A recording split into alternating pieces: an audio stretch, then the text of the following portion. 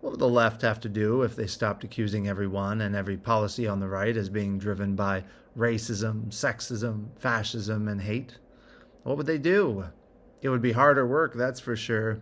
They would have to actually debate the merit of their ideas and support their ideas with facts and evidence in history rather than ad hominem attacks and claims of systemic systems and oppression. It would vastly weaken their emotional appeals as they claim to be self-righteous saviors of the marginalized. Instead, it would be a matter of whose ideas are better and whose ideas actually work in the real world.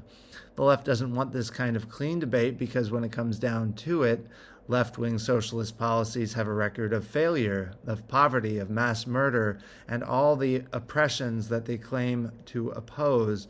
The very nature of their ideas are to deconstruct our society, to destroy something that mostly works and replace it with ideas that have failed every time.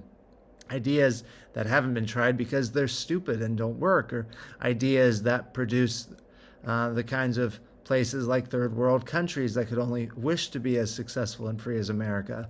So instead of simply debating ideas, they call us racist and sexist and phobic and isms and of all kinds. As a conservative, I want everyone to succeed. I want a system that works for everyone, and the closest thing that the world has ever gotten to that is the United States, a nation rooted in Christianity and Enlightenment principles, an economically capitalist constitutional republic that highlights individual freedoms with its Bill of Rights.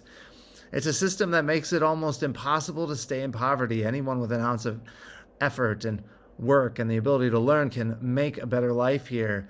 There's more opportunity to succeed here than almost anywhere else, and if you can't make it here, you probably won't make it anywhere else. It's, of course, far from utopia, because utopia will never exist, and of course our country has many problems.